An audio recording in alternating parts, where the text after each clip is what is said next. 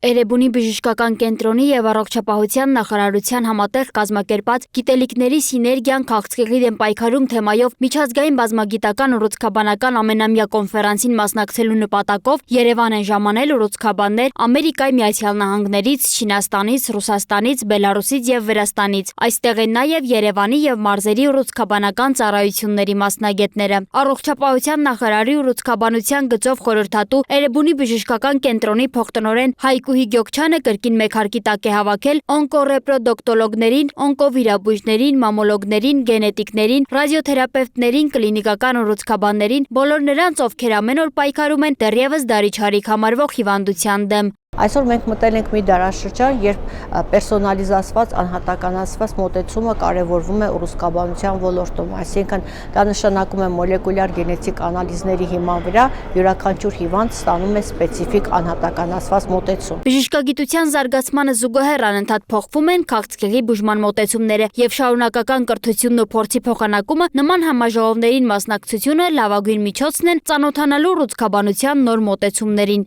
Այսօրվա մեր տարվա նշանաբանն է նոր մոտեցումները քննարկել նաև հղիության, քաղցկեղի, ֆերտիլության, ինչպես նաև կլինիկական փորձարկումների ոլորտում։ Այս տարվա կոնֆերանսն իրապես բազմամասնագիտական է։ Առաջին անգամ օրակարգում նաև բուժքույրական ծրագրեր են ներառվել։ Ուռուցքով հիվանդների բուժքույրական խնամքի ընդհանուր պատկերը, պալիատիվ խնամքն, այս եւ այլ նմանատիպ թեմաներ են քննարկել մասնագետները Ամերիկայի Միացյալ Նահանգներում գործող Հայկական միջազգային բժշկական հիմնադրամի նախագահ Սալբիա Ագարակյանի հետ։ Մեր բոլոր հյուրերը եկել են մեծ ուրախությամբ, որպեսզի կիսվեն իրենց փորձով, իրենց գիտելիքներով, լսեն մեր մասնագետներին նաև, որովհետև մեր մասնագետները նույնպես ելույթ են ունենում, իրենց փորձով են կիսվում,